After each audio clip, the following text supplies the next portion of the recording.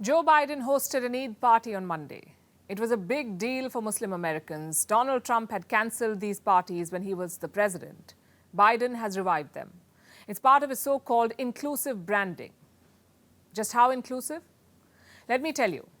One member on Biden's guest list never made it to the party. The Secret Service called him and said, "Don't come." It wasn't just any member, though. It was the Muslim mayor of a city in New Jersey. Sounds fishy? Wait till you hear the details. Mohammad Khairullah is the longest-serving Muslim mayor in New Jersey. His first term began in the year 2001. Just before he was scheduled to reach the White House, the Secret Service called him. They said his security had not been cleared. Why? The Secret Service did not say. In fact, they still haven't. So Mohammad Khairullah returned home to New Jersey. Let me quote what he said later. "It left me baffled, shocked, and disappointed. It's not a matter of not going to a party, it's why I did not go. And it's a list that has targeted me because of my identity." What list is he talking about? The FBI has something called the Terror Screening Data Set. It has thousands of names, mostly Muslim. Reports say Mohammad Khairullah is on it, on that list. Or at least someone with his name and date of birth is on that list. So the assumption is that's what blocked the mayor's entry. In simple words, religious profiling. This is a man who's been living in America for 32 years, 14 of which he spent as a volunteer firefighter. In 2001, he was elected as mayor of his city. He's even got a movie about himself. It's called Mayor Mohammed. It traces his battle against Islamophobia in the US. And how does the US government thank him for his services? By blocking him from the White House. And this has happened before. The same mayor was stopped at a New York airport in 2019. He was grilled for 3 hours. The questions included, do you know any terrorist? He was also stopped at the US-Canada border, that too while traveling with his family. So it's not a one-off incident. It's something that's been happening repeatedly. And don't forget, Mohammad Khairullah is a mayor. If he can be harassed like this, what chance do ordinary Muslim Americans have? So much for America being the land of the free. Can you imagine the outrage if this had happened somewhere else? The lecturing would have been non-stop. But this time, the White House is silent. No comment on why an American mayor was religiously profiled. Perhaps they can include it in their annual Religious Freedoms Report. Yes, it's that time of the year. The U.S. Commission on International Religious Freedoms published its report on Monday. Quick side note, this is not a U.S. government authority. It's an independent federal agency that advises the State Department. What does this year's report say? Well, more of the same. They once again want India to be blacklisted by the White House. That's the 4th time since 2020. Talk about an unhealthy obsession. Now, there's no way the US government will implement this suggestion, but these reports do tell a story. Every country in the world gets a chapter in it, every country except the United States. This year's report accuses India of targeting the Muslim minority. But where is the mention of America's rising Islamophobia? Hate crimes against Muslims are up by 9%. Muslim mayors are getting profiled by the Secret Service. Yet the US believes it can lecture the rest of the world. Honestly, we're tired of this hypocrisy, of these unsolicited reports and advice. Joe Biden can host as many Eid parties as he wants to. He can sweet-talk Muslims, but none of it changes his country's record. A recent poll found that 62% American Muslims felt religion-based hostility. 65% felt disrespected because of their religion. Why not include that in the Religious Freedoms Report? It's very easy to sit on a perch and criticize. It's much harder to acknowledge problems and tackle them. Just ask the White House. They still won't say why a Muslim mayor was blocked from their Eid party. So that's the news from the front line. More attacks, more deaths. But diplomatically, where are things at? President Zelensky's charm offensive has worked in the West, Europe and North America firmly behind him. But here in India, there are few takers. You know the reason for that. Russia is a long-standing partner of New Delhi, so picking sides is out of the question. Having said that, Ukraine's actions have not helped their cause. Let me tell you what happened on Sunday. Ukraine's defense ministry posted this picture on social media. It's a cartoon of the Hindu goddess Kali. It shows the goddess in Marilyn Monroe's famous pose. You can guess what happened next. Indian users on social media were outraged. They called it demeaning, insulting and Hindu-phobic. All true. But in a pure political sense, do you know what it was? Unnecessary. 5 minutes of research would have prevented this controversy. In fact, forget research. Common sense would have prevented it. The Ukrainian government is now in damage control. Their deputy foreign minister issued a clarification, and this is what she said. I'm quoting. "We regret the Ukrainian Defense Ministry's tweet depicting Hindu goddess Kali in a distorted manner. Ukraine and its people respect the unique Indian culture and highly appreciate India's support." Too little, too late.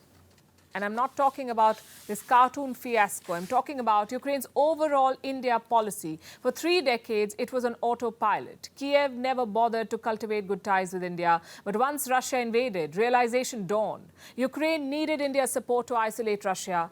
But that's not how geopolitics works. Bilateral relations require years of focus and investment. Kiev did neither. Think back to 1998, when India tested nuclear weapons in Pokhran, Ukraine criticized it. Just to be clear, Ukraine was not the only one. The US was New Delhi's biggest critic back then. Yet look at where India-US relations are today. Miles ahead of India-Ukraine relations. That's the investment and focus I was talking about. Same with their support to Pakistan. Ukraine has been selling weapons to Islamabad for 3 decades. Total shipments, more than $1.6 billion. Reports say Pakistan is repaying the favor. There are reports of rockets, tanks and ammunition being sent to Ukraine. Unconfirmed, but important reports. Would this defense partnership have unsettled India? Yes, but again, Ukraine wasn't alone. Pakistan's arsenal is filled with Western weapons. So I come back to my first assessment. What Ukraine did to India, the West has also done. Criticized the nuclear tests, criticized the Kashmir policy, and sold weapons to Pakistan. Yet India has excellent relations with the West. What does that tell you? That Western countries made efforts to reshape their ties with India, Ukraine never did. They could never offer India anything strategic. Neither powerful weapons, nor political support on Kashmir, nor an expanding people-to-people exchange. And guess who did? Russia did. They criticized the nuclear tests in 1998 too, but they never joined the sanctions. In 2019, when Kashmir's statehood was revoked, Russia did not meddle. They called it India's internal matter. The fact is, Ukraine's past is haunting its relations with India in the present. I'll give an example of it. Last month, Kiev sent its deputy foreign minister to India, the same minister who apologized for the cartoon. She got 2 books from India's Minister of State for External Affairs. Guess what they were about? The history of Kashmir. Coincidence? Well, there's no such thing in diplomacy. Which brings us to the present day. Would things have been different if Ukraine had invested more in this relationship? If they'd stayed clear of Pakistan, or if they'd backed India on Kashmir? We can't say for sure, but Zelensky may have had more of New Delhi's attention. Maybe through more aid, or through peace negotiations, or maybe through the current G20 presidency. Remember, Ukraine is not part of the G20, but Kiev wants New Delhi to invite Zelensky to address virtually. So far, the government of India has been non-committal. In conclusion, let me say this. India's position on the war is less about Ukraine and more about Russia, and there is no disputing that. But that doesn't give Kiev a free pass. Their actions, or the lack of it, have not helped their cause. This offensive cartoon is the latest example. It reflects a lack of understanding about Indian sentiments and feelings. And this is the result of years of policy neglect.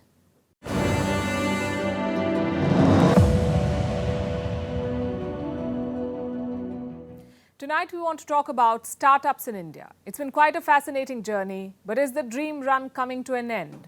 We ask because startups are going through hard times. There's been a wave of mass sackings. 92 companies have fired more than 25,000 employees, and this is just the tip of the iceberg.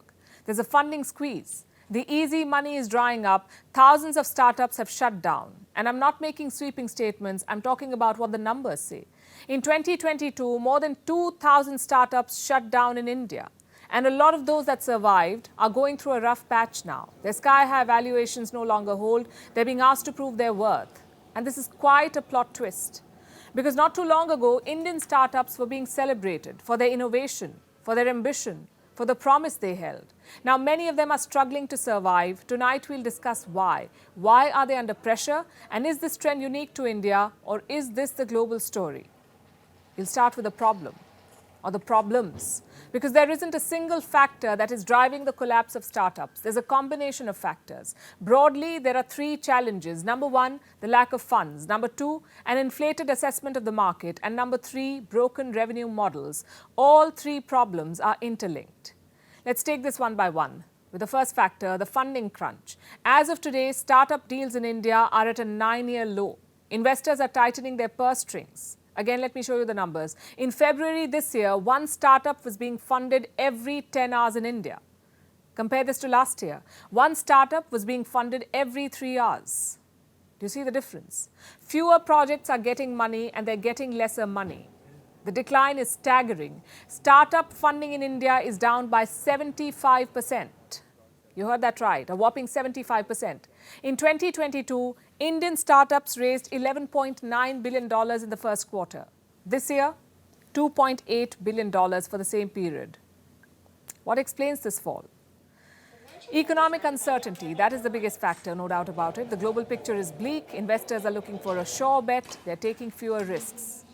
And while this is a major factor, it's not the only one. Startups cannot just blame the environment. They must do some introspection too, because the harsh economic climate has exposed their weak spots. That's the second factor on our list. They misjudged the market. Startups, especially internet companies, often talk about how big India's population is. 1.4 billion people, a growing middle class, increasing purchasing power. All of this is listed as an advantage. And companies raise money on the potential of India as a rising economic power, as a major marketplace, which it is. But they may have oversold it, because not all Indians are buying their services. The population is more than 1.4 billion. There are 300 million consuming households in India. But out of these, only 10 million are responsible for 50% of the consumption. Let me repeat this. Just 10 million households in India contribute to 50% of all the consumption in the country. And where are these households? In the top 30 cities. Look at the numbers again. This is the target audience for most Indian startups. So the real market is in fact much smaller. And that's what a lot of companies get wrong. CEOs have admitted to making this mistake. Case in point, ShareChat. It's a social media platform. In January this year, they fired 20% of their staff. ShareChat CEO Ankush Sachdeva wrote an email to his team. He explained the layoffs, and this is what he said, I'm quoting, "In hindsight, we overestimated the market growth in the highs of 2021. And this is just one example. I'll give you another one. Nitya Sharma, CEO of Simple. It's a buy now, pay later app. They fired 25% of their workforce. And just like ShareChat, this company too overestimated the market. Allow me to quote again. The growth we were expecting in the e-commerce space in the next 2 years was definitely an optimistic assessment. This seems to be the story across the board.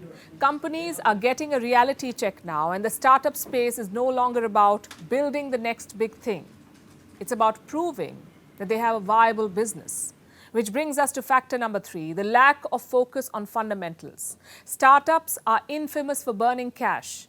It's a business model that relies on taking loss in the short term with the promise to make money in the long term.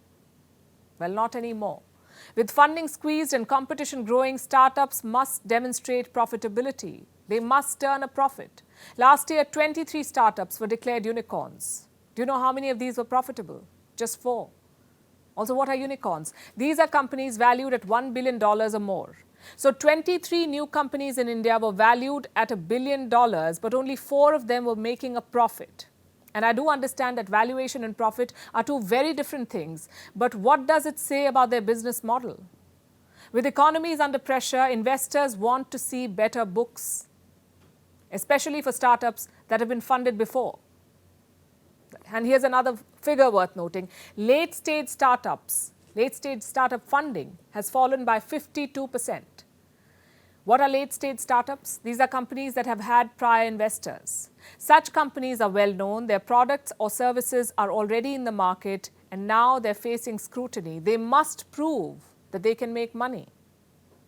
So all things considered, Is the startup story over? Far from it, we say.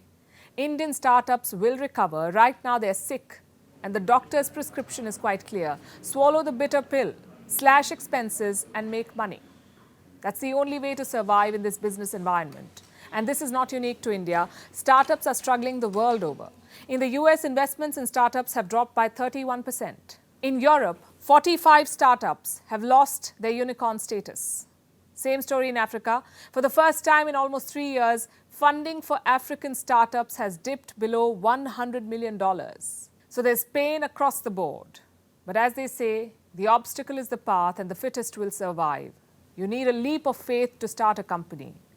And you need a good balance sheet to keep it running. Email exchanges from inside the BBC, they talk about the risk of violating Indian laws.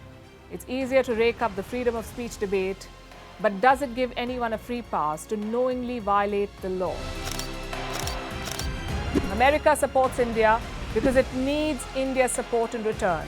And India is working with the US because it suits India's interests. This is how geopolitics works. Last night, he diffused a crisis with his defense minister. But today, Netanyahu was confronted with a new problem. His cabinet seems to have rebelled against him. The UK is looking at the Indian subcontinent to fill its coffers. That India seems to be negotiating from a position of power, like a partner and not a former colony.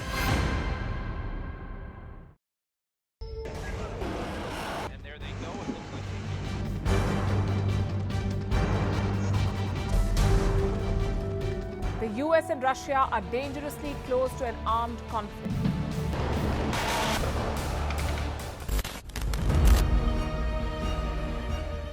This year, 2023, New Delhi will be the capital of global diplomacy. For a country as diverse as ours, with 88% of the population illiterate, it was a very big deal to write a constitution, and that too, the world's largest. Meanwhile, if we may, here's a Republic Day gift from India for the BBC. A list of suggestions for the BBC for their upcoming documentaries. Number 1, the Kohinoor and the colonial loot. Number 2, an outdated monarchy and unhealthy obsession with the royals. Number 3, racism in 2023. We're waiting.